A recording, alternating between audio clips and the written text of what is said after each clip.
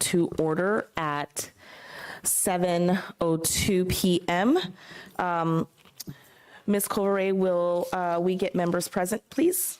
Manufo Leah Inga Anoa'i is absent. Aaron Rashba, Here. Shakil Ali, Here. Anthony Sujisaka, Present. Andrea Jordan. Here. And with that, we'll be moving to the Pledge of Allegiance. Can I get Mr. Valenti to lead us in the pledge?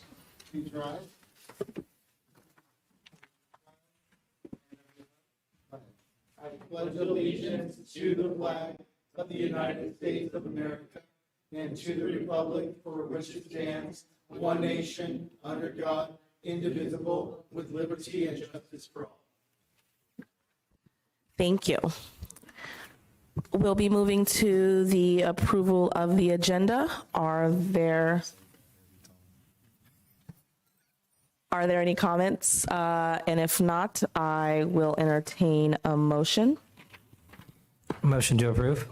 Second. There is a first and a second. All those in favor say aye. Aye. Aye. Motion was approved. We'll be moving on to the public hearing portion of our agenda. This is a public hearing for CSEA Local 233 for the 2023-24 contract proposal Sunshine. A public hearing will be held to receive public input on CSEA Local 233 contract proposal for the 2023 school year. CSEA is proposing to open negotiations on Article 5, wage, Article 6, health and benefits, and Article 7, holidays. I will open the public hearing at 7:04 p.m. Is there any comments? No. Seeing as there's no comments, I know normally we would wait at least a minute, but because we have such a long agenda, I am going to wait a few seconds and I'm going to close public comment at 7:04 p.m. We're going to move to the next one, which is the public hearing for the JESD's 2023 counterproposal Sunshine to CSEA Local 233. A public hearing will be held to receive public input on this item, proposing to open negotiations on Article 5, wage, Article 6, health and welfare benefits, and Article 7, holidays. I am going to open this public hearing at 7:05 p.m. I just want to clarify this, the counter proposal from the district.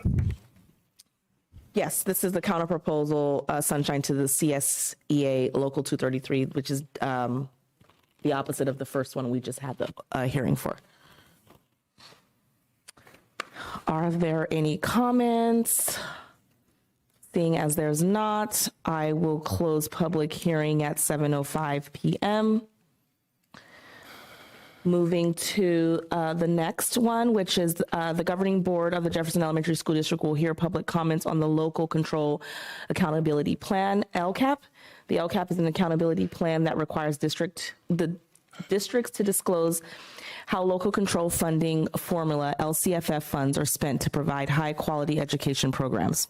I will be opening this public hearing at 7:06 p.m. And I will wait for some comments, and if we have none. Have we been getting any input yet from any community people into the LCAP? This is a public hearing right now, so we'll be commenting on that at the next meeting. But yes, we have received input throughout the process. Ken, we are still open for the public hearing on the LCAP. Are there any comments? If not, I will close this public hearing at 7:06 p.m. Moving to item D, the governing board of the Jefferson Elementary School District will hear public comments on fiscal year 2023-24 proposed district budget. I will be opening public comment at 7:07 p.m. And if there are no comments, I will be closing the public hearing at 7:07 p.m. In the last public hearing we have, the governing board of the Jefferson Elementary School District will hear public comments on the district reserves in excess of the minimum requirements. I will be opening public comment at 7:07 p.m. If there are no comments, I will be closing the public hearing at 7:07 p.m. And with that, our public hearings are closed. We will be moving on to communications, board member acknowledgements and commendations, and I will start on my right. Thank you. Well, I just wanted to congratulate all the JESD students on completing this school year. I know that our teachers and staff are still hard at work this week on school campuses, so I can't say happy summer quite yet. But it was particularly want to thank the 8th graders graduating. It was a real honor to attend and speak at the FDR graduation. And I wanted to thank congratulate the graduating students at Ben Franklin, Fernando Rivera, Thomas Policita, and FDR, and wish them well moving on to high school. I also want to congratulate the students at MP Brown and George Washington who participated in the youth cinema project, and I absolutely loved seeing the films on the big screen at Century Theater. Great to see such a successful wrap up to that program. And finally, welcome and congratulations to Superintendent McCulloch on her first meeting. Thank you. All right. Thank you. I will just echo what Trustee Rashba has said. I attended those same events. And I'd like to also acknowledge, as we said, the graduation of our former superintendent, Mr. Vidales. A lot of us here attended the party last night, and we had a good time and reminisce with each other. And I'd also like to commend all the graduates from the schools, and thank you. I echo the sentiments of my former trustee speakers. I really appreciate everyone keeping their remarks really concise here, following these meeting guidelines. So I also echo everyone's sentiments. I think for me, the highlight of the graduation yesterday was actually getting to meet some former board members and actually having conversations with them about the foundation that they set that allowed me and obviously all of us here today to continue really hoping that we can build a successful district and continue to build upon that and see, 10 years from now, what is this going to look like? Hopefully, way better than it is today. Not to say that today is not great, but again, it's just that the building upon the foundation and the continuous support that we get from the community and the people that came before us. I just wanted to acknowledge how special that was to experience that. Outside of everyone on this board and obviously the former board, I actually had not contacted or had been in touch with any of the former board members. So it was really good to see where we were and where we are today. So, so with that, I'll be moving to our superintendent comments. Yes, good evening. So as you know, this is my first board meeting as acting superintendent. Thank you.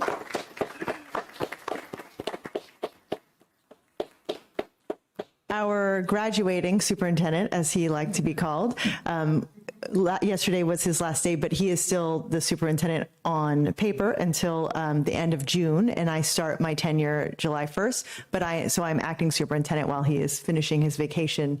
And so I'd also like to thank our staff for the wonderful graduations we had on a nice sunny day at Westmore, and our maintenance staff and Bill Heath and his team for all the work they did to put all of the stage and everything together. And I would also like to thank all of our staff for having a successful year in 22-23 and hope everyone has a great summer. Speaking of summer, we have a couple things happening. We have our seamless summer meal program, and so that is happening at the sites that we're having summer programming. which is MP Brown, Garden Village, Thomas R. Policita, and Woodrow Wilson. We have breakfast and lunch happening Monday through Friday. So anyone who is children ages 2 to 18 may go and get a free lunch. You just show up. The times vary per site, and they are on our website, but it's usually for breakfast around 8:15 to 8:30 or 9. And then, except for TR Policita is 9 to 10. For breakfast, and then lunch ranges by site from around 11 to 1. So check the website for the specific times if you're interested in that. Of course, on the 4th of July, the schools are closed for the holiday, so we will not have lunch on those days. And it is during the running of the program, so it actually starts tomorrow at most of the sites, and it goes through July 15th. And so if families are interested, they can go and get meals for their children from Monday through Friday for that. And then we also, the programs that are happening at those sites, we have our extended school year through our special education program at MP Brown, which actually starts next week. We have our Big Lift Inspiring Summers, which is for kindergarten, rising kindergarten through rising third grade. And those two sites are John F. Kennedy and Garden Village. And then our Power Scholars is for rising fourth through rising eighth graders at Thomas R. Policita. And there's a secondary program happening for seventh and eighth graders called Green Awareness for a couple weeks at that same site. And then we also have the Boys and Girls Club is having a program for kindergarten, rising kindergarten through sixth grade at Woodrow Wilson. So that is an additional site that the meal program is also existing at.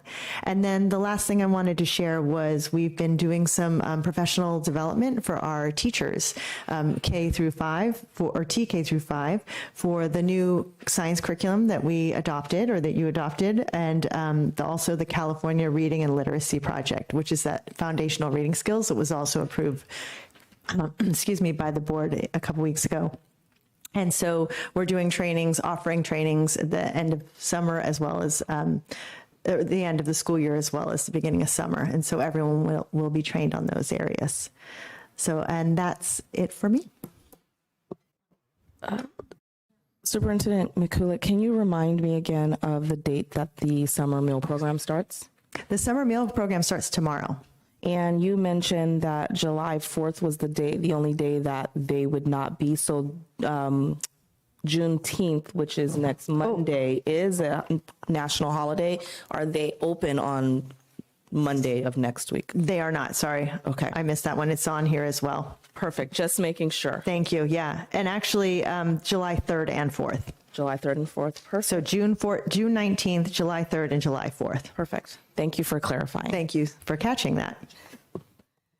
All right, we're going to be moving to general functions. 7A, consent agenda. The administration recommends approval of the start items on the rest of the agenda. Are there any comments or questions from the board before we move forward? Yes, unfortunately, I would like to take off numbers 8, B, C, D, E, and H. B, C, D, and H? B, C, D, E, and H. E and H. Okay.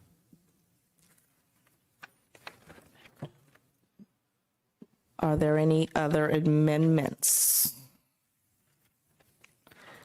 Seeing as there's not, I will entertain a motion with the amendments to remove items 8B, C, D, E, and H from the consent agenda.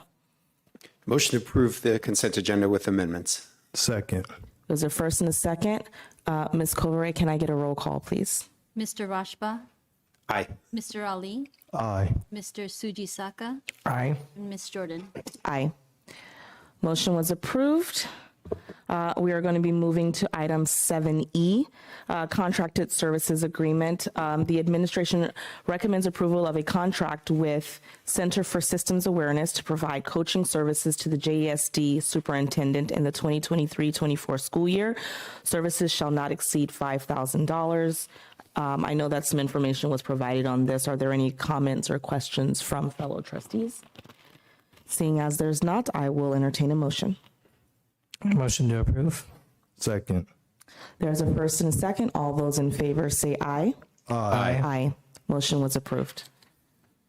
The next is item 7F, new superintendent seminar series.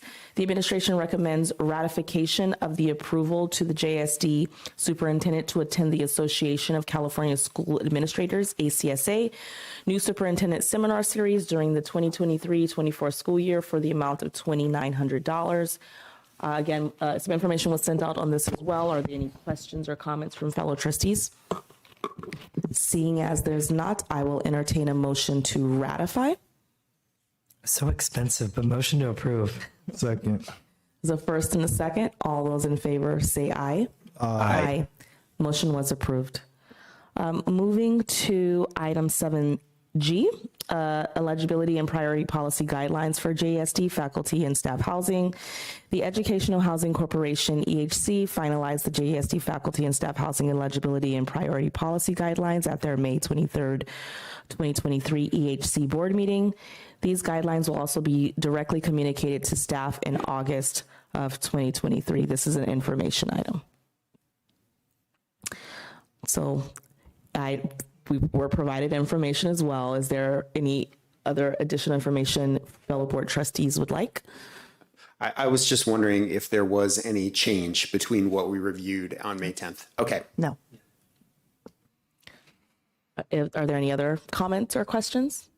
Seeing as there's not, we will be moving to item 7H, CSBA Annual Education Conference. Board members attend this conference to receive ongoing professional development in a variety of board member competencies. This year, the conference will be held in our own backyard in San Francisco from November 30th to December 2nd. The estimated cost of attending the conference for each person is $855. However, if we register early, there's a early registration fee for $750 from the 6th of June to August 15th. Meals $105 for 3 days, funded through the board conference budget, which is approximately $11,000. Board members can also opt to attend the pre-conference. So I guess what we want to do here is figure out who would like to attend, and then kind of go from there. Actually, I just had a quick question before we continue that. So for the pre-conference, well, what are the dates of the actual conference? Oh, it says November 3rd. When's the pre-conference? It's just right before? The 29th, yes. And would you recommend, since we'll be board members for a year, that we attend to the pre-conference? It'll be the same pre-conference as last year. So if you feel like you would like to see it again, just for your own benefit, then yeah. All right. That's all my questions. I actually looked at the pre-conference, and I think there's something new. There was like an advanced board member training for people that have been on the board for 2 years or more. And then there was a new trustee one, and then the board president one. And there's 4 of them. There's 4 different ones. But I don't know if today we have to decide on that, but I think it's more of like the overall conference itself. Is that accurate? Yes, because we want to catch the early registration. Saving every little dollar. Okay. So we'll have it on the June 28th agenda. We just put it on tonight so that you can think about it, and then we'll come back on June 28th, and that will still be within the early registration. But if you already know you would like to go, you can let us know now. And then if you want to wait on the pre-conference, you can let me know later as well. So if there's anyone that already knows, go ahead and let me know. Yes. You would like to go. Do you want the pre-conference or just the... Yes. You want pre-conference too? Okay. Anyone else? So I also want to do both with regards to the pre-conference, and I actually wanted to ask a fellow trustee, Ali. I did not attend the board president workshop last year because I couldn't.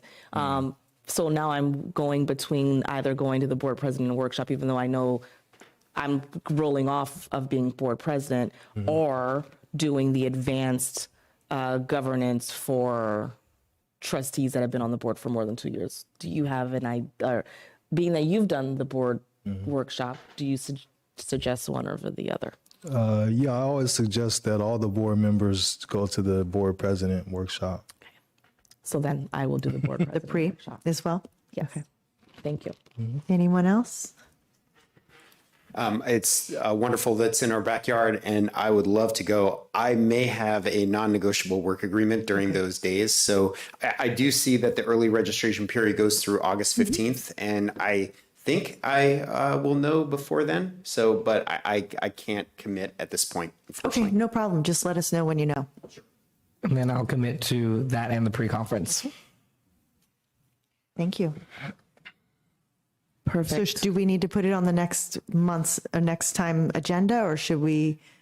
Well, since you all have Well, we're also decided? missing one board member as well, so we may also want to, I don't know, that's, Well, so that was going to be my question to you, because this is more of an information item. Do we have to have action on determining who's going to go, or does it matter? I'm assuming no.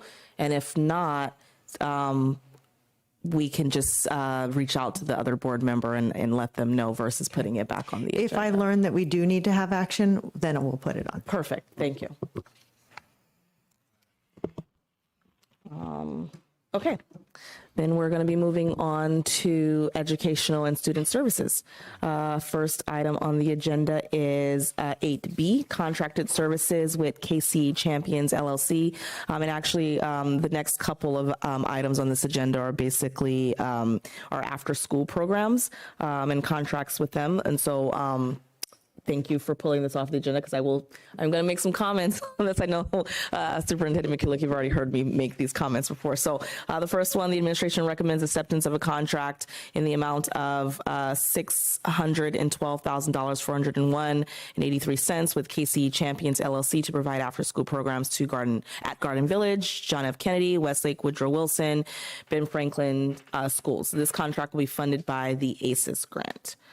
Are there any comments or questions from fellow trustees? And obviously, Trustee Ali, you pulled this off the consent, so I'm assuming you do have a comment. Yes. Anyone else before me? Doesn't seem like Okay. it. All right. So I asked to pull these off, and really I should have said something before this meeting, but we approve these once a year. So from my knowledge, that's not considered as something that's regular that you would put on a consent. That if it's something that we're doing every month, that would be considered regular. And then also the amount of money for all of these that I asked to take off it exceeds the amount that the superintendent is able to spend without coming to us. So we should always take those off as well and get some, to be able to ask questions. But also, and my last comment is that I would like these agencies to come and present and tell us what they're doing with, give us some type of report, especially since we know that there's been a problem with after-school programs in the whole county with agencies not being able to provide enough staffing. There's a long waiting list and students who wanted services who are not able to get them. So I was a little disappointed to see these on the consent agenda.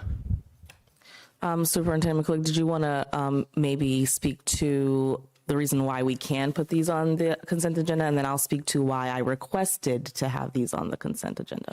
So for consent agenda, it's for items that are annual renewals and anything that's annual. So it doesn't have to be the month to month. And so we were able to, it is acceptable to put it on consent. We can always, if the board chooses to have it non-consent, we can also do that. But do you want to share why you wanted it as consent? Yeah. So because this is an annual and a year-over-year thing, I thought it was acceptable to put it on the agenda, noting that you have the ability to take it off of the agenda when you reviewed it.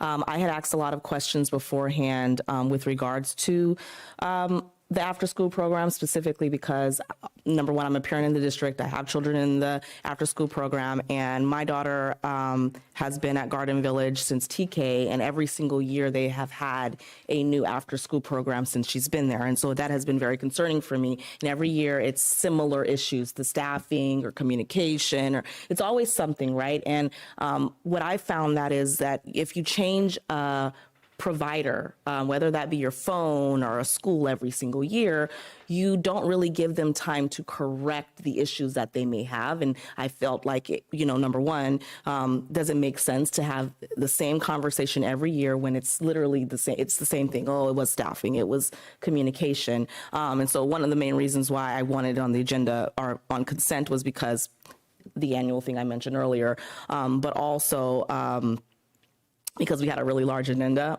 without everything on consent, and there were some other things that were meant to be off of consent as well. And with us having a closed session tonight, I did not want to get out of here at 11 o'clock. And full transparency, I think it's important that the public hear what we're talking about. However, if all of us as a board are reading and asking questions in advance and using our commendations and our comments to speak on things, this is my personal, I don't feel like it's required to have every item listed on the agenda separately when you can still talk about it if you needed to. So that's my main reason for keeping them on consent. But again, as a board, we can come up with, what works best for us. That was my reasoning. And again, I'm happy to hear other people's thoughts and reasons why they would like it not to be. I'd like to thank Trustee Ali for bringing this up because it is a lot of money. And, so my question is, is there a standard around amount for keeping something on the consent agenda or not? It's not necessarily the consent agenda. When you were talking about approval, I have a certain threshold, 50,000, that's in board policy that I can approve. That does not need to go on the agenda. Anything over 50,000 has to go on the agenda. Whether it's consent or not is up to the board president to determine, and then if you want to pull it off consent. So this amount would have been always on board approval, no matter what. It's just whether it's discussed during the board meeting or not. And so since it was routine and we've used these providers before and it's an annual contract and only the schools changed, there was the discussion because it was such a full agenda that we can put it on consent. But if the desire of the board is to not have these on consent, then we'll take that direction as well. And I heard your comment about having the agencies present to the board. So if that's something that the board also desires, we can arrange that maybe later in the year when the programs are underway. Yeah, I would like to echo that sentiment. I think that's a great idea. Do you have anything?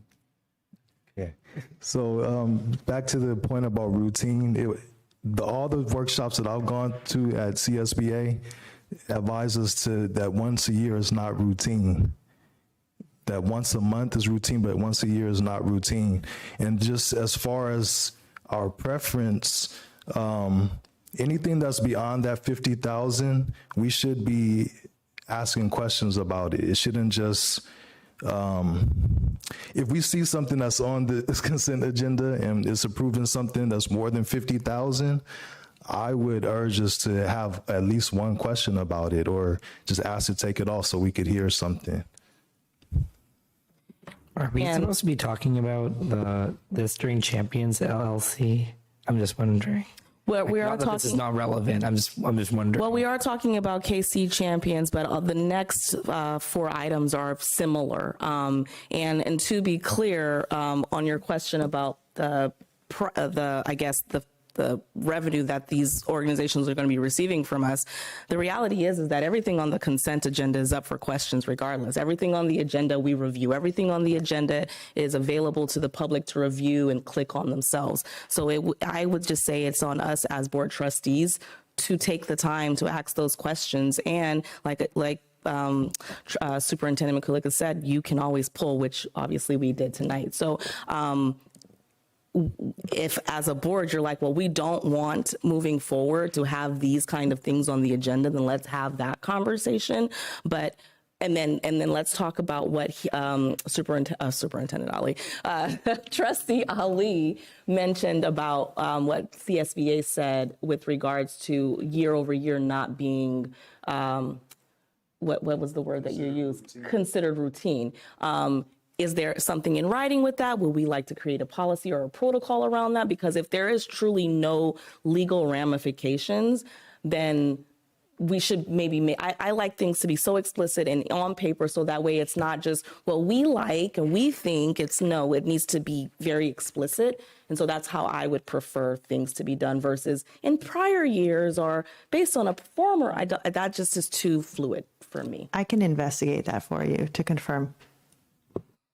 Is that okay? Do you agree, disagree? I guess like my only thing would be like if they did have a presentation, like again, like as you were saying before, there are programs here that are 1-year contracts. We just keep moving through contracts. How do we improve with that? So I think, as Trustee Rashba said, like a presentation, I think that would be totally cool to keep it as like a not like as a regular agenda item. Otherwise, I think again, or if someone has questions, but I do agree with President Jordan that, you know, if it is something that we don't have any questions on and we do have the ability to pull it, why not? Because if we have questions on it, we can pull it at any time, as you said. So I personally do not have any questions on it, but if you do, I totally respect that. And I agree.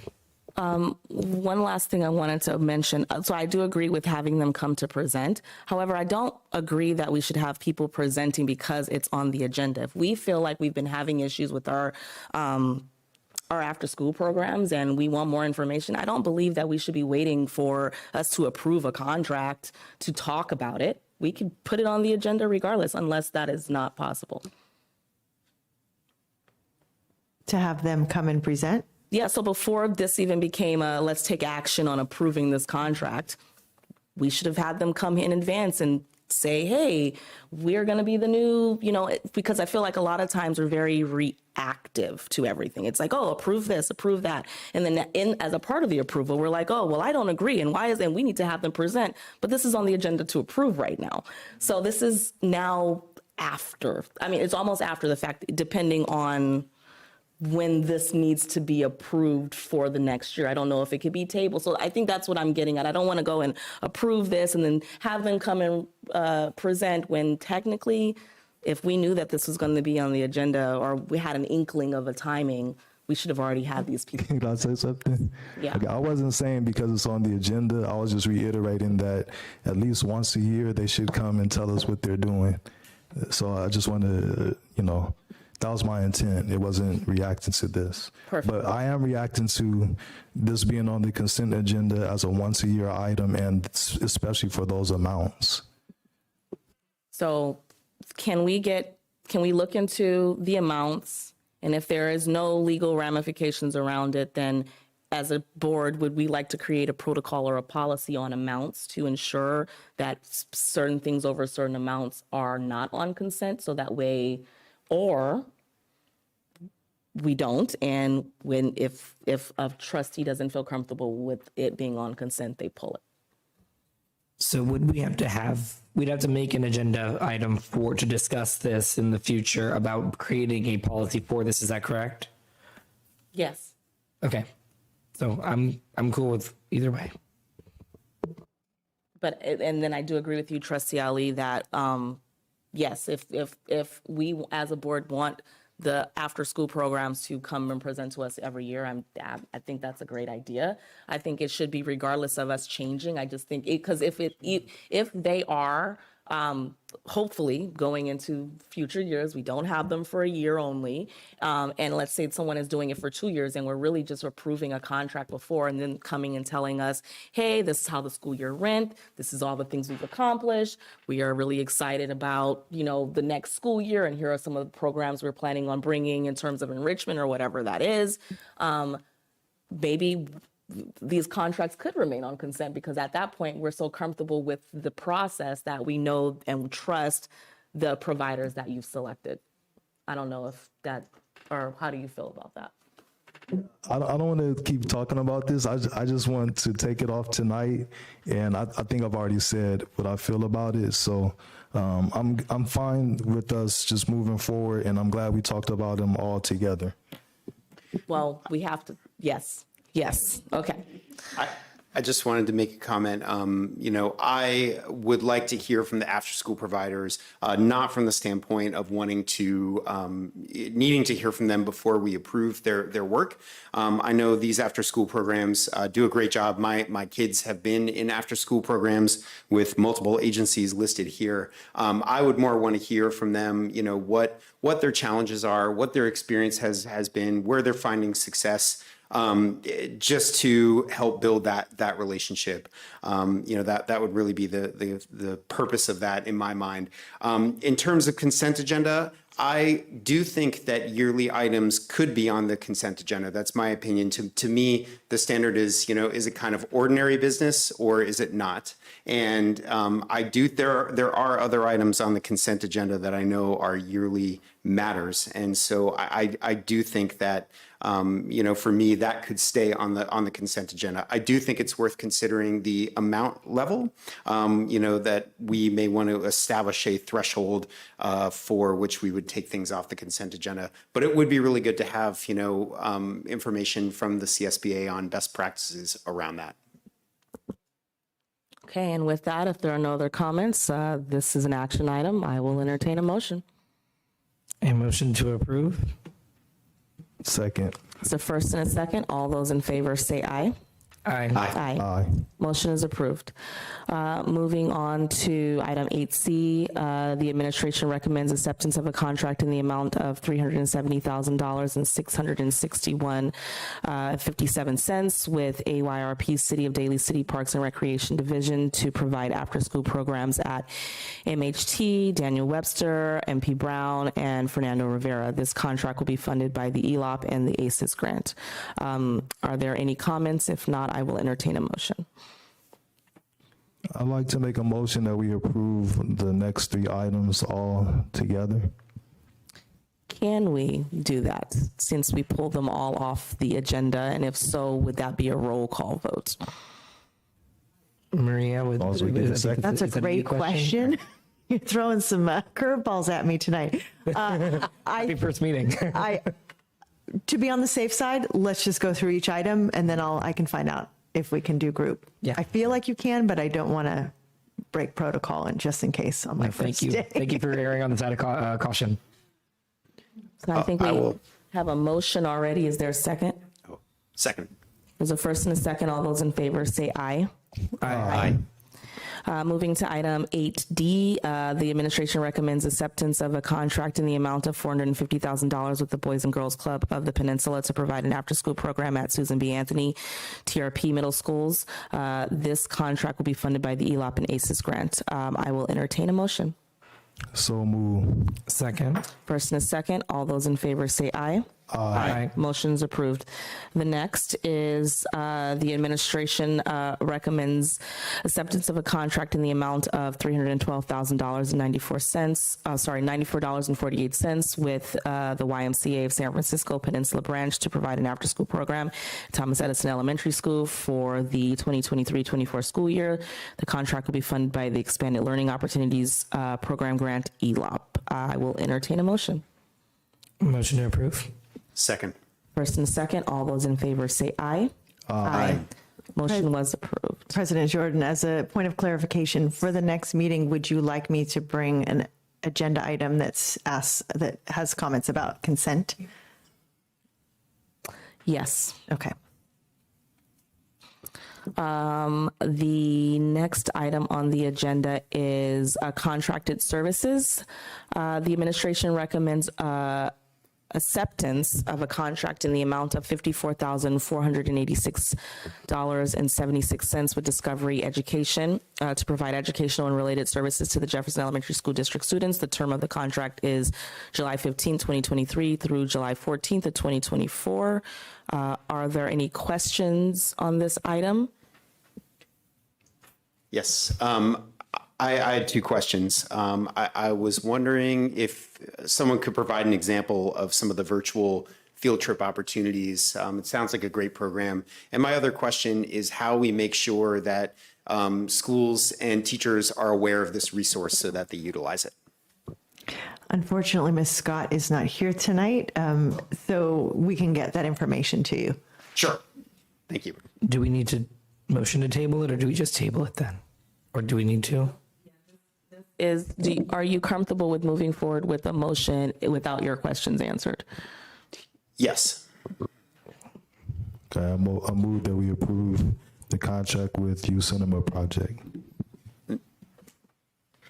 We are not on We're that on- item yet. Sorry, we're on Discovery But I'm- Education. We're on right here. F. You want a motion still? Okay, yeah, I'm trying to get. No, it's okay. You're good. I second the motion. There's a first and a second. All those in favor say aye. Aye. Aye.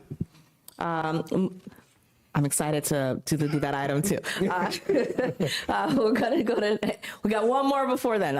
Item 8G, the administration recommends ratification of a contract with Strategic Consultation for schools to provide a comprehensive review of specific programs and services to assist the district in achieving greater efficiency in the provision of special education services and building internal systems to support effective programming.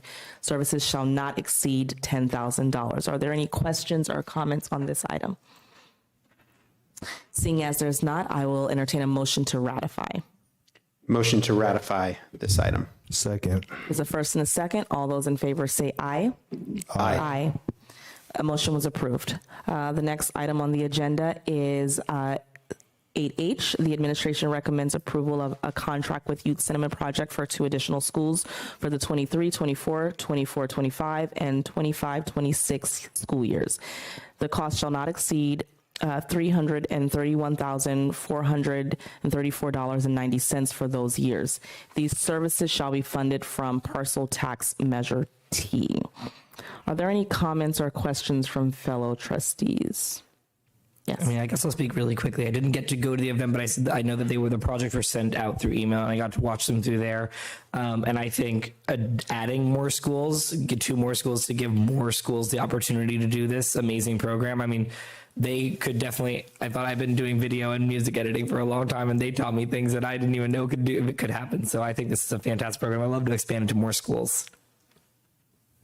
Trustee Ali? Trustee Rashba? I had a question, and then I also had a comment. Superintendent McCulloch, I had asked you, because I think in prior years we had only did a contract for a year, and then when I saw this on the agenda, I just want to confirm that this cost is for all 3 years, and so therefore we will not be reviewing a contract with them unless we add more schools. Correct. Until probably almost the end of the 25-26 school year contract. Is that accurate? I have to see when the contract for the other 2 schools ends. Oh, because it's... I think that might be 24-25 actually. Got it. But this is for the next round of schools. Perfect. So this is for only the 2 additional schools for the 3 years. And then for the 2 schools that currently have it, when that contract is up, I'm assuming the goal would be to do 3 years similar to how we've done for these additional 2 schools. Okay. Perfect. And then my comment is similar to Trustee Sujisaka, which is I would love to see this in more schools. I know I had a conversation with you about this, and I had the honor of actually being there when they were filming, and it was surreal to then sit in the movie theater and see it on screen. I was like, oh my God, I remember when they were filming that part of the movie. And so it was really, really awesome. I also brought my daughter with me to watch the screening, and then she started asking me questions about why she didn't get to do that in her school. And I was like, oh no, that's a side effect of probably not bringing my kid to the event. But it also showed that it's not just us as parents or us as administrators or teachers doing it. Our students want that. They see that there's something out there for them to do, and other children like them having access is bringing questions up. And so if we at any point have a chance to expand this to all of our schools, and I know that is going to, the resources to be able to pull that off obviously is always the biggest thing. But if and when we can, I would love to see more of our schools. And then the other thing I wanted to bring up is we didn't have any PR at the theater, and being that we're now going to have 4 schools doing this, I'm sure we're going to probably take up the top of Century Theater in Daly City, and it would be really great to hear from the students of how they felt, hear from the parents and how they felt watching their students, and obviously from the teachers who were involved from day in and day out and their experience and how it's changed them and their lives, because I mean, I'm sure it's changed their life. Someone that has never been able to be behind the camera. The children knew the words, the technical words that I can't even remember. And I actually went to school for film, so that's a whole different conversation. But to see that in such young people, it was just really a reminder of why I sit here today, and I'm excited to see these 2 additional schools added. So with that, if there are no comments or questions. Just one last comment was that evening was very amazing and special. And I remember talking that night about how besides a graduation or a science fair or art fair or spelling bee, that was the most parent engagement that I've seen in our schools and community involvement. Everyone was just on cloud 9. So good job to everyone who was involved. And to echo that, there was standing room. Like the theaters were all full, so that's how much engagement we had. And I did not expect that. I came 5 minutes late, and I was sitting in front of the screen, and I was like, "Oh man, I did not expect that." So, so I agree. And we've been talking about community engagement for a while and parent engagement for a while. And so, if this is the way to engage them, then that's what we should do. So, with that, I will entertain a motion. Motion to approve. Second. First and a second, all those in favor, say aye. Aye. Motion is approved. Moving to item 9. Oh, Ooh, 9-0. 9-0? Mm-hmm. Wow. I checked that whole page off, and I was so happy to do that. I've been waiting to do that for a while. 9-0. Look at that, just like.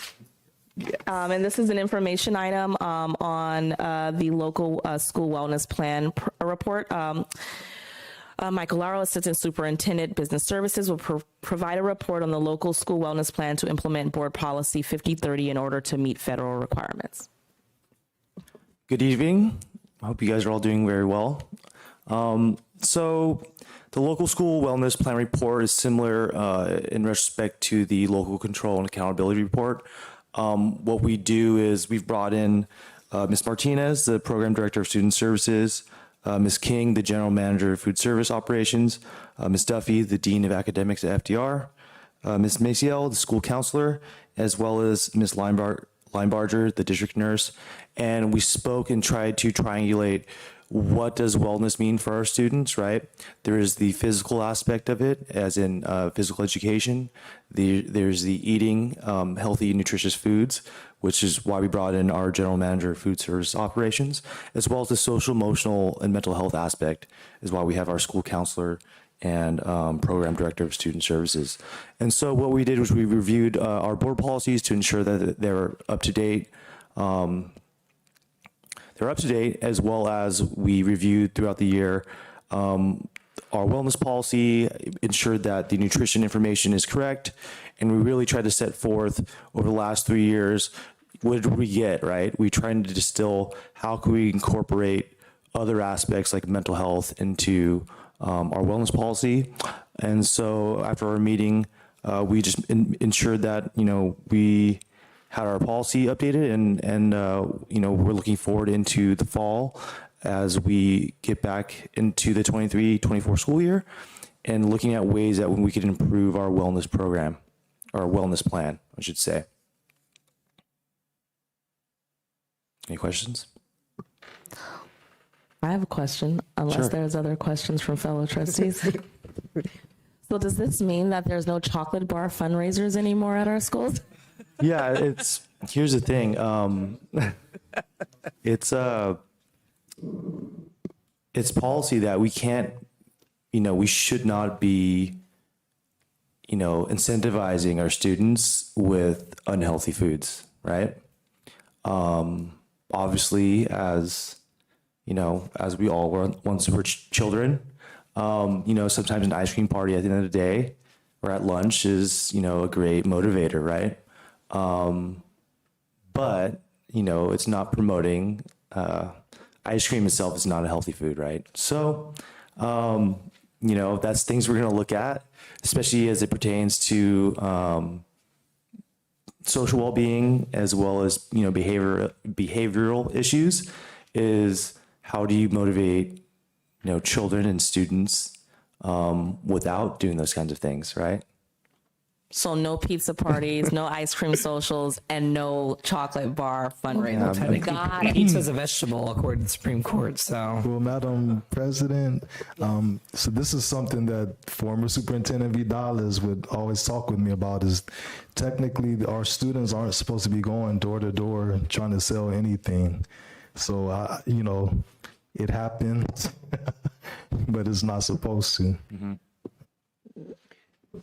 Okay, noted. And obviously now this is public knowledge, and so I just wanted to point it out and clarify. And I know that some people may not be happy about that, but it's on paper. So I just want to. That's why I like data and facts. Are there any other questions or comments about that? Yes. Yes. I certainly am not interested in being a food police around student parties and fundraisers. But I do want to ask about the nutritional guidelines of our lunchtime and other meal services. And, I see strict nutritional guidelines listed here. And my question is Sodexo responsible for managing that, for making sure that our individual sites and meals are adhering to this, or are we responsible as a district? And if it's Sodexo, is that written into the contract? We, as a food service authority, JESD, we are responsible for that. So under the direction of Miss Anita King, our director or our general manager of food service operations, works to ensure that the menu, all the components on the menu are adhering to the USDA and federal and state requirements. So yeah, we adhere to that. Our dish within the district, it is not Sodexo's. It's within in their contract. A part of it is that they have to adhere to that, but we are also there, as the food service authority, to make sure that those standards are maintained and met. Can I say something? Also, before, we get a chance to choose what food provider we want, and that's already talked about up front. They don't even come before us if they don't know the guidelines, those federal guidelines. and then did you want to? Okay. No, and then actually I had a follow-up question to Trustee Rashba's question. So how do we keep track of students who have specific dietary needs, as in lactose-free, vegetarian, vegan? Because I know that sometimes there are students who get overlooked in those options. Yeah, it's interesting. That's a great question. I actually served lunch on the first day of school. And in our point of sale system, I could see if they were halal, they needed like a halal meal, or they were lactose intolerant. From my understanding, that's the way that was easy for me to tell, what not to serve. But I could also answer more in detail after I consult with Miss Anita King. But from a person who stepped in on the first day of school, it was very easy for me to identify those students.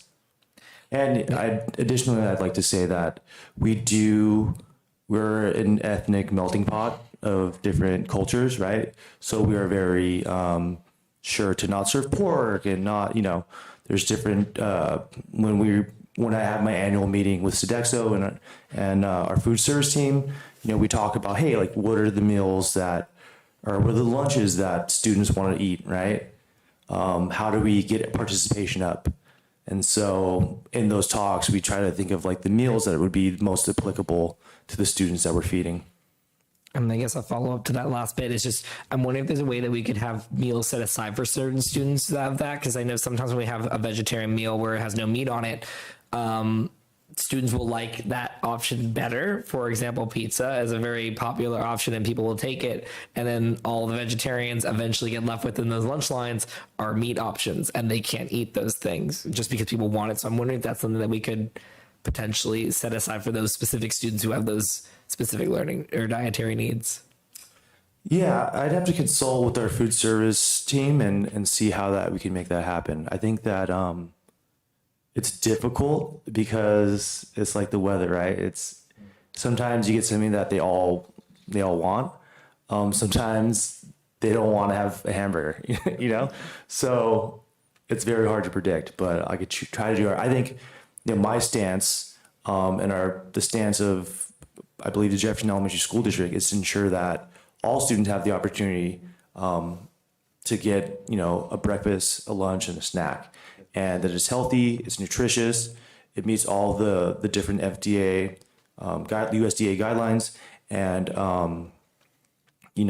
it's something that they want to go grab, and no student goes hungry. So, All right, so I'll wait till you bring more information. Thank you. yeah, we'll have our Yeah. annual meeting and right before school starts. So, I usually like to go in and make sure everything's set up and everybody's ready to rock and roll. Can I request that some feedback be brought back at the meeting after your annual meeting with them? Because I know I've had several conversations with former Superintendent Vidales or he's still superintendent, sorry, with regards to Sodexo and the food that's being provided. Obviously, I have a kid in the district who is eating that food, and it's not the greatest, no offense to Sodexo. And I, at the CSBA conference, I was able to taste and experience what other providers are doing. I understand if there's a cost factor. I understand there's a bunch of things that go, but I would like to understand why we're continuing to move forward with them, how much cheaper they possibly are, what food options they have. Is there any innovation that they're looking into? How are they taking our children into account? And to your point, Trustee Sujisaka, I mean, I think even though it could be different each day, I would say, because I'm a pescatarian myself, I would be, and I actually had this issue at the CSBA conference where they did not take my food into consideration and everyone else was eating around me, and I had to wait until almost the luncheon was over to receive food. So I can only imagine our students in a classroom who don't have dietary restrictions and they end up not being able to eat or going hungry, and then we're expecting them to go back to class and be alert. They're not going to be alert. They're going to be thinking about the meal that they missed because their friend got the option that they wanted, even though it was not a dietary issue. Yeah, so I'd like to speak on that, actually. Historically, the Jefferson Elementary School District has deficit spend around anywhere from $500,000 to $750,000 in Fund 13, which funds our food service program.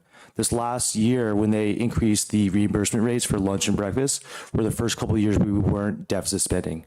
So, if you think about historically the funding levels and how Governor Newsom pushed out universal meals, it really has impacted us has benefited us in a really positive way. I think we've also gotten, additional federal funding to help not supplant, but to help support, the rising costs of like the different milks. And, that's a big cost component because we are a fixed price meal. We're on a fixed price meal contract with Sodexo. So they only have a certain amount of money to spend for all the components, right? Inflation has an impact. We've offset some of that cost by, our reimbursement rates going up and other federal funds for supply chain assistance. However, we walk a fine line on, how much money we can, we could set the fixed price at a higher amount and have something really special and Michelin rated, but there's a cost associated with that, right? So, like I said, we're always trying to walk that balance. And, I'm looking forward to ways that we could try to improve our program. And that's definitely something we'll look at once we get into this next year, because we will be going out for an RFP for a new food service vendor. I know we will. That's why I brought up, I would like to have the conversation after you had your annual meeting, and I get it. However, our bodies are a temple, and if we take care of it now and we give our children good habits now about what they should be putting in their body, hopefully they'll grow up with mental health and wellness in mind, from physical to mental to what they're putting in their body. And I get it. However, it doesn't need to be expensive. It just needs to be good. if that makes any sense. And then I guess the next question I have is, have we looked in, and maybe this is not I know this is technically not, this is, we're not talking about the program or the meal program. We're really talking about the wellness policy. And so apologies if we're kind of veering. No, it's okay. I could field a lot of questions. Okay. So have we, and maybe this is something you can bring back later, been monitoring the waste when we do provide someone a meal? Are we monitoring the waste? That's an excellent question. A lot of our after school programs, sometimes we do have a lot of waste because the students, they want to, go and play. They don't want to sit there and I've heard the limit or the statutory, the limit of the students have to come in, grab the meal, sit there, eat it, and then go play. There's a lot of funky rules around that, the meal service, and it's very restrictive. But yeah, on the days where we have pizza, and I was on the first day when I was serving, we had pizza. There wasn't always. There's actually students who were coming up for round two, and unfortunately, I was not able to give them another pizza. But like I said, we're trying to increase and improve participation with food that students want to eat, and we're in a state of continual improvement, which is why in the fall we're going to be revisiting this wellness policy. Perfect. Okay. And are there any other questions? I have another question. Sorry. My last question is, I'm assuming that this is only focused on when our school is in session. So for after school programs, they do not have to adhere to this? No, this is year round. Summer school, any meal service. So this is meal service, this is physical education, this is mental health, this is overall wellness, right? Perfect. So then our after school, because I know that the after school programs provide snacks to the children, they have to also adhere to this. Yeah, there's a supported list that you have to pick from. Perfect. Okay. Thank you, President Jordan, for asking those questions. I actually don't feel bad. I had those same questions, but you phrased them. Thank you. Thank you. Are there any other questions? I'm going to be quiet now. Okay. So that was an information item. Thank you, Mr. Laurel, for your presentation. And with that, you can stay up there because Mr. Laurel will be presenting the fiscal year 2023-24 proposed budget and multi-year financial projection for the district. Thanks. I wore my comfortable shoes, so I was ready to be up here for a while. Well, good evening. I'm going to try to be clear and concise. And on here it says 30 minutes. It'll probably be around 15. There's not a lot of changes for the adopted budget. I did a lot of heavy lifting in our prior meeting with the May revision.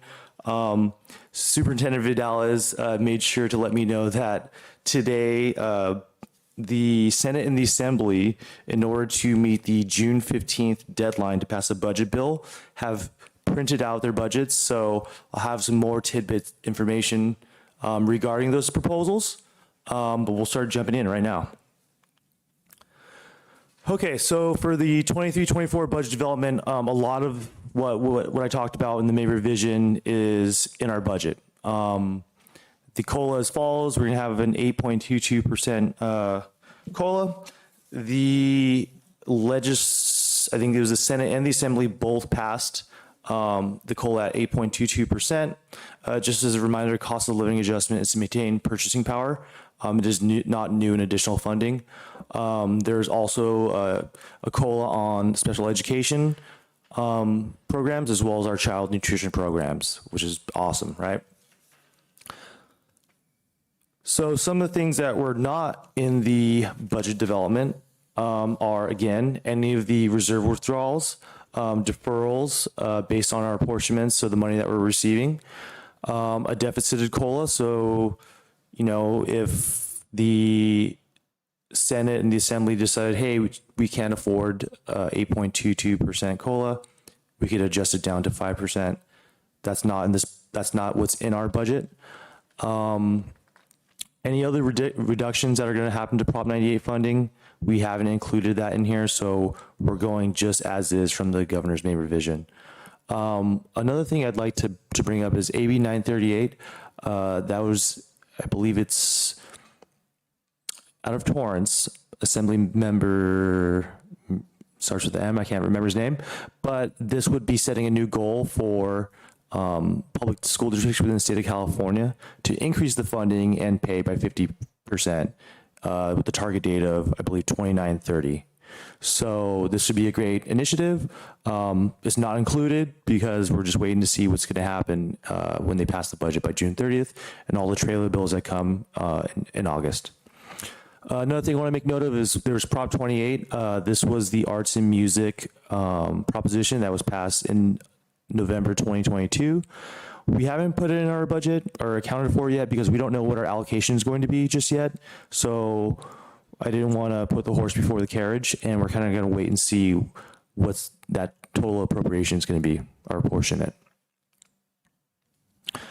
Other significant information.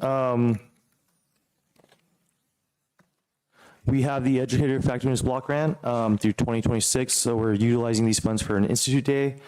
We still do have some expanded learning opportunity grant funds strictly for paraprofessionals, so we're able to give some additional hours to our paraprofessionals, instructional aides for them to push in, as well as we are utilizing the remaining of our ESSER 3 funds, and we'll be spending that in September 2024. One thing I did want to mention, I know that Trustee Rashba had a question about the Extended Learning Opportunities Program. There is agreement to fund this ongoing with $4 billion in this budget. So it was brought upon by the governor as well as the Senate and the Assembly. So it's looking like it's going to be an ongoing program, so which is a great thing.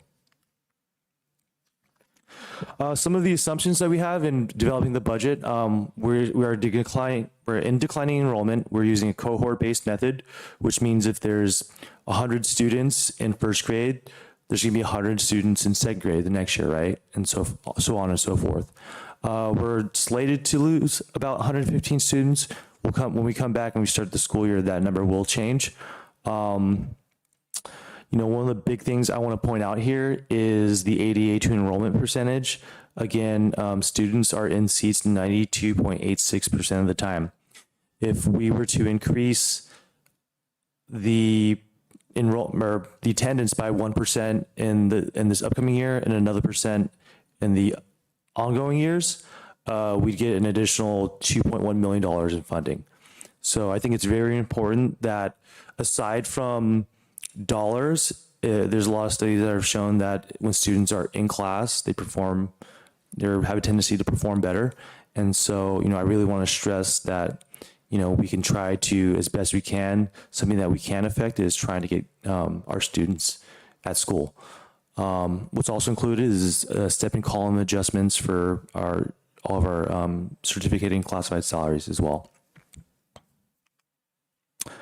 Some more assumptions, the STRS rate, this is what we pay on behalf of our certificated employees. That stays flat throughout the multi-year projection. The one thing is the PERS employer contributions go up pretty considerably. So even if we were to get the same dollar over all these years, we're still paying more for the same employees. One thing I do want to make note is the state unemployment insurance. During the pandemic years, there was massive amounts of fraud that happened at the state level. And so what the outcome was is school districts were going to have to pay additional monies into this bucket of state employment insurance. Luckily, they've normalized, and now we're back at a 0.05%, which is great. We are currently in negotiations, so no increases to the salary schedule are included. And also in meetings with the insurance brokers, it's been brought to my attention that we're looking at anywhere from 13 to 15% increases in our health insurance premiums. That is not included in our budget. So our total funding overall, including supplemental concentration grant funding, remember that's funding that's from our unduplicated students. So students that are homeless, English learner, free and reduced lunch, or I'm missing one more, free and reduced lunch. And our total entitlement is just shy of about $64 million. This budget supports all of the activities that are outlined in the LCAP. So this is former board president Ku's favorite slide. This is our multi-year projection. So if you can see here, where we have 2 really good years in this current year and the following year in 23-24, we are projecting to have surpluses. However, as we get out into the out years, the funding will go down just due to our declining enrollment in the 3-year average. And then we get into some deficit spending and in which we'll kick in the strategic use of our reserves in these out years. The one thing I will say about this slide is this is not a measuring stick for how right or wrong we were in 3 months, right? This is just utilizing all the information that we have, utilizing all the staff members that we have on the books, utilizing all the contracts. All the information that we have is what we're plugging into this, right? Come August 8th or 9th, when we have our first meeting back, I'll be having another presentation going over what was actually passed in the budget, and the trailer bills that come with it, and how does it affect our budget? So remember, this is just a snapshot in time, and after the summer's almost over, we'll come back and we'll talk about what changed, right? So here's, I talk about declining enrollment and the funding, right? So here's the different fiscal years on the very left-hand column, and the LCFF revenue, or total general fund revenue, on the very right. So you can see here the actual ADA is cycling down, as well as the funded 3-year average ADA is cycling down, right? I showed the slide very similar to this one at the May revision presentation.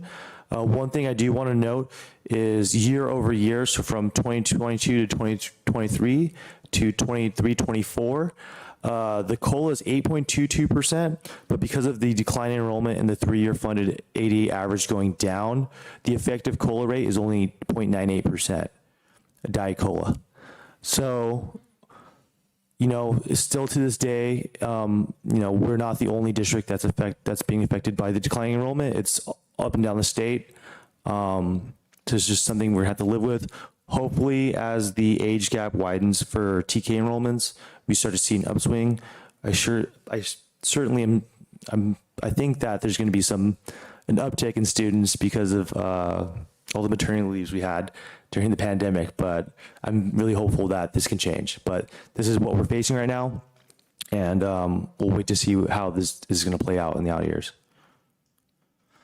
This is another slide I added. The bars are the funded ADA, the red line is the LCFF revenue, and the transparent line in the back is the trend line.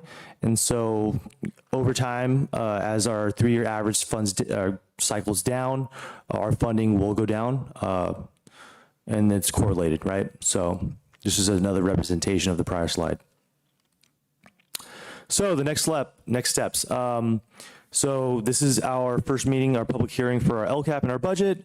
After this meeting, we'll have the approval meeting on the June 28th board meeting. The San Mateo County Office of Education will conditionally approve or disapprove our budget and LCAP. They're going to review all of our assumptions, asking questions. But, from what we know now, I think we're gonna be okay. And then once the state budget is adopted, we'll come back in August and we'll talk about what are the changes and how does it affect us, right? So are there any questions? Any questions from fellow trustees? I have one. So you said on, I forget what slide it was, but it was where you were showing us the 88% ADA, where we were at 92.86%. You said that we needed to increase 1% just over the next 2 years to gain 2 million. Do you predict that we will reach that? I guess my only question for that one. If I had a crystal ball, I would know. I don't know. I have an inkling that, as we get further away from distance learning and the pandemic and everything that came with it, that students do start coming to school more, right? So I'm hopeful, but I'm not banking on it. And in my assumptions, I keep it flat. So I'm not counting on us getting those. But there would be, it would be to great benefit of our students, our community, our family members, or the JESD family for that to happen. But I like to be conservative in my approach, and I look at the glass half empty sometimes. And so I think right now, I think the safe bet is to be conservative.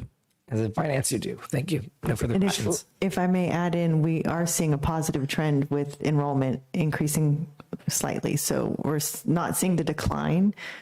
We don't know if everyone's going to show up, but at this point, it's looking better than it was before. But we'll see when school starts. That's good to hear. Thank you.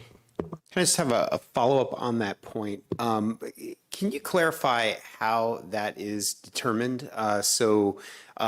In measuring our attendance, is it one day that it's counted, and the students who are there on that day is what contributes to our 92%, or is it an average over time? So we have different attendance intervals. Okay, there's P1, which happens in October, and then there's P2, which happens in April, and then there's P annual. How we're funded is based off of the P2, which is the spring average. So if there's 100 days in the school year, and Mr. Brent Marquez Valenti is at school for 98 of those 100 days, his average daily attendance is 98. Concurrently, if Miss McCulloch's at the same school and she's only there 92 days out of the 100, her average daily attendance is 92, but the average is both those combined. It's all students. Yeah. Mm-hmm. Yeah. Well, that's encouraging. We certainly want to do everything we can to encourage students to be at school, but there are times when students should not be at school, specifically when they're sick. So I'm glad to hear that it is not just based on one day's count. Yeah.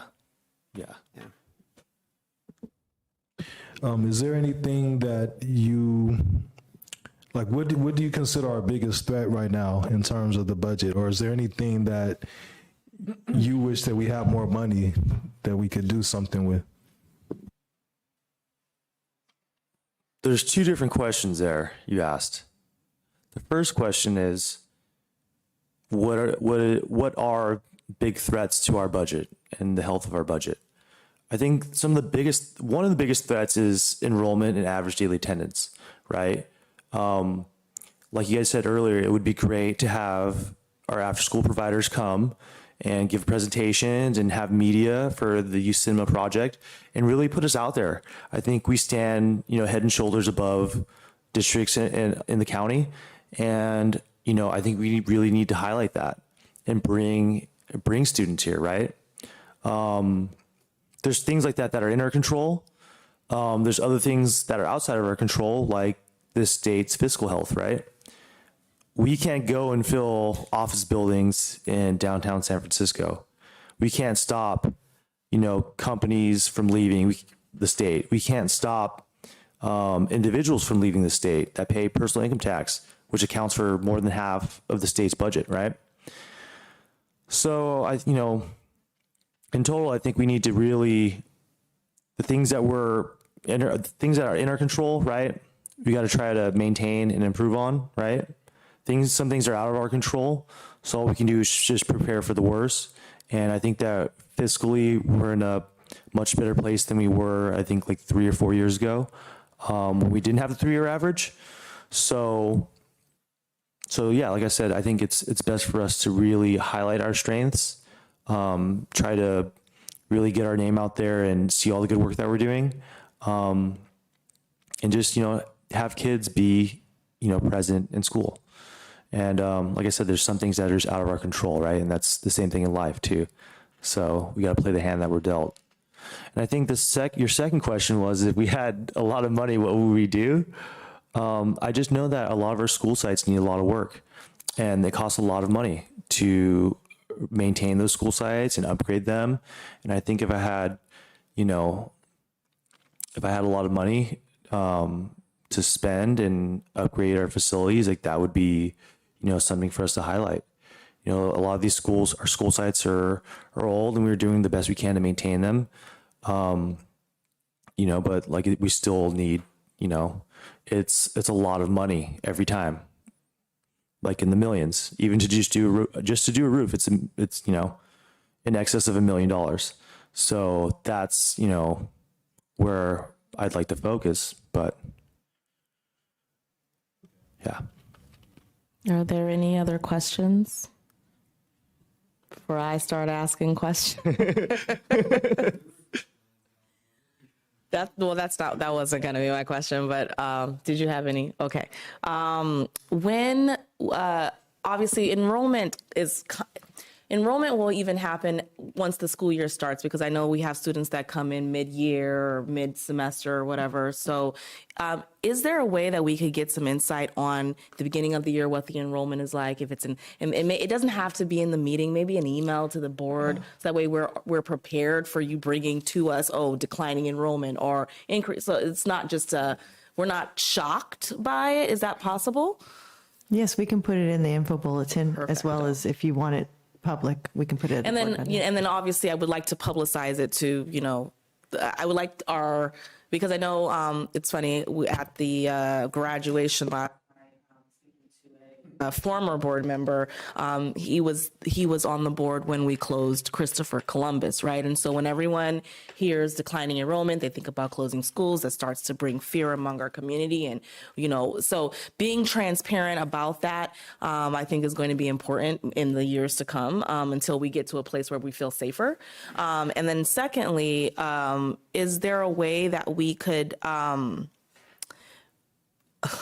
I've already asked this. Is there a PR strategy? I feel, and maybe this is going out of the jurisdiction of the governing board, but I feel like we've asked before to have more publicity, and honestly, I haven't really seen a lot of more publicity, and I'm not going to say it's against, and I know we just approved a contract for re-upping our PR, right? And so it's nothing against what they're doing. It's like, I just, there needs to be a little bit more transparency, because I'm not seeing where the money is going, honestly. Sorry. And I just want to be very transparent about, like, if we keep saying we need to promote ourselves and the people that we are paying are not promoting us the way we want to be promoted, then we should have a say in that. Yeah, that is well noted. And I do meet regularly with Volaire. So I have already brought this to their attention. We're already planning a July newsletter to promote, and then also talking of other ways too. So that is well noted, and we will be working on that. Is there a way we could get a presentation on their plans? Because, and so I work for an organization that allows me to see plans in advance. And typically with PR firms, they have a calendar year plan. It's like, okay, in the first quarter, these are all the things we hope to accomplish. They review the first quarter. Did we accomplish them? Did we not accomplish them? Is that happening? I would like to understand that, because I hear a lot of, we talked to them. And again, no offense, right? It's we talked to them, we have a plan, but I don't see a plan. I hear a lot of words. We can definitely have them come. I would like to have more time with them to develop the plan alongside them. And then once we're ready, we can share what our plans are. Can I say something? I think that there's an opportunity to possibly involve the firm more when we do our, what do we call that, a retreat or board? Board retreat, yeah. Governance handbook whatever we call that meeting. So yeah, so anyway, we could at least be more involved, or at least be in the know of what is happening outside of just a bulletin, would be helpful. And obviously we've had this conversation, so I want to put it in the public that, to Mr. Laurel's point, we should be doing all that we can. I believe in our district. I have my children in our district. I have a huge love for our teachers and the community that we have. It's very rich and passionate. And I would just like to see that showcased. I don't know a lot of schools that have ethnic studies already. I don't know a lot of schools that are doing, at least elementary schools that have workforce housing. I don't know a lot of schools that have the Youth Cinema Project. I don't know a lot of schools that are doing Fit Kids. So the fact that we have all of these things, and I, even as a board member, sometimes find out because I am on the board who, like, I'm sure that the rest of our families don't know about all the amazing things we're doing. And again, like we said, the Youth Cinema Project had the most engagement from parents. And so if our parents knew of these things, would we have more engagement? I don't know. And so I think we would be remiss if we didn't try everything that we could to, so with that, are there any other questions? Okay, I have another question. Sorry. Sure. So we talked about the TK expansion. When do we hope to see, or when do you think we hope to see some of that affecting our enrollment? That's a great question.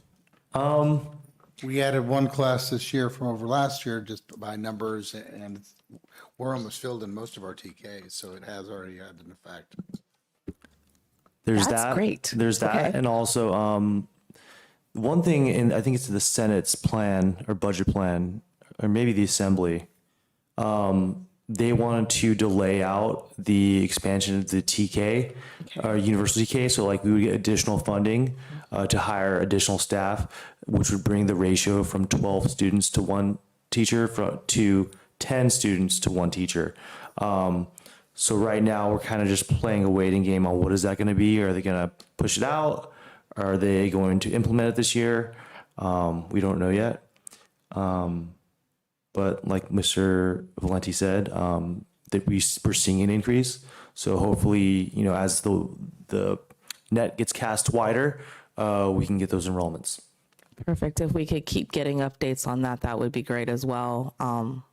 Thank you, Mr. Laurel. We appreciate you wearing your comfy shoes and dealing with all our questions.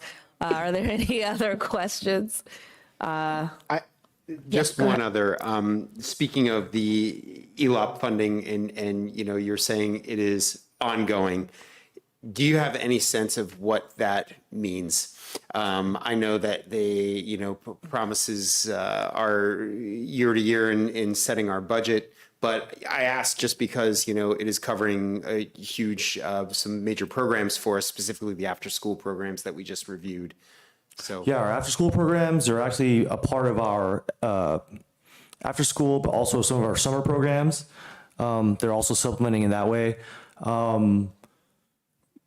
So the question was how long is it ongoing? So right now, ongoing means like ongoing until there's no funding to fund it anymore.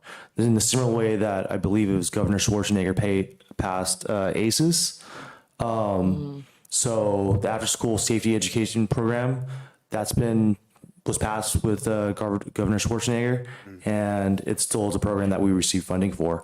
What's in the Senate and Assembly, their bill or their budget, it was ongoing funding for the ELOP program, as well as loosening of the restrictions on ways we could spend that money and extended timelines of when we could spend that money. So the money that we got actually for 22-23, we could continue to spend through next year, which is to our advantage. And I think in speaking with Ms. LaRock, who oversees the ELOP program, we do have a lot of different push-in services, enrichment programs. So what you passed tonight was the big major programs that are at our school sites, but we also have Med Science, we have La Garza, we have I'm forgetting the name, another basketball. Yeah, so fun fact, that basketball program is actually Steph Curry's shooting coach, or that development team. So, we have a lot of great and really, I think, for lack of a better term, cool programs that we're pushing in, and they're rotating throughout all of our school sites in the year. So, I'm hopeful that we'll have this money, ongoing, like we've had ACES money since, when was Governor Schwarzenegger? 2006? Since I was a kid. So, pending any changes to what's going to happen with the state budget, like I said in my prior meeting, the legislative analyst office thinks that we're going to be receiving less tax revenues than what the governor thinks. It's yet to be seen. So, like I said, when we come back in August, I'll give you guys another update. thank you for the context. Can I just clarify that ELOP is Extended Learning Opportunity Program, because we keep saying ELOP, but the public might not know. Yeah, sorry about that. It's the Expanded Learning Opportunities Program. It's different than the Expanded Learning Opportunities Grant, which is one-time funding. Perfect.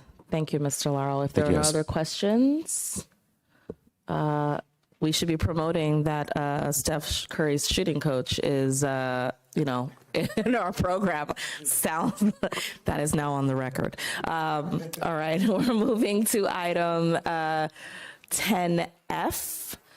This is the administrative appointment. The administration recommends the approval of the following administrative appointment for Luisa Santos, Community School Coordinator, effective August 1st, 2023, step 1, plus $1,100 for MA degree. Are there any questions or comments from fellow trustees? Just a comment to welcome Ms. Santos back to our district. I know her very well, and I'm sure she'll do a great job. Any other comments or questions? I guess I'll just echo that, but then also just say again, we already said it once at a previous board meeting, but how happy we are to have this position in our district. So thank you. I will entertain a motion. Motion to approve. Second. All those in favor say aye. Aye. Motion is approved. Welcome back to our community, Ms. Santos.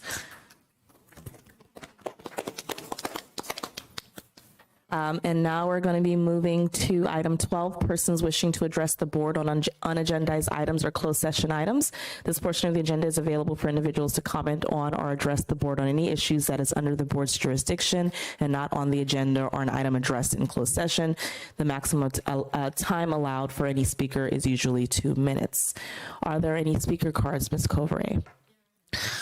Is there anyone in the public that would like to speak today? If there is not, public comment is now closed. We'll be moving to governance team members' comments, reports, and board meeting reflections. And this time I'm going to start on my left.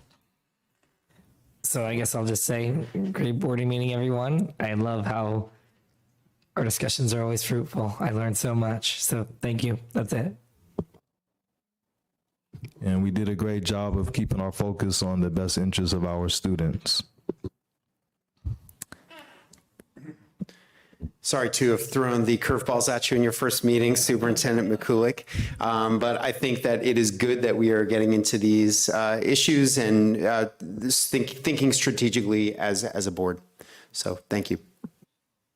I echo my fellow trustees. I also want to comment, I forgot to mention the employee recognition event that we went to. And it was so amazing to see, obviously a lot of the retirees that I'm not probably going to see for a while, made sure to get all of their emails and phone numbers because they can't get away that quickly. But it was really great to see everyone and obviously congratulate. I know we have some people in the audience here that were there that got recognized for their years of service. Collectively, we have so many amazing, passionate, consistent, staff and teachers in our district that have spent collectively over hundreds of years in our district, and it's so beautiful to see. And so I just want to congratulate everyone again on their retirements and for all the years of service they have in our district, and appreciate the spirited conversations that we've had tonight with fellow trustees. And with that, I am going to close out our meeting to closed session at 8:35 p.m.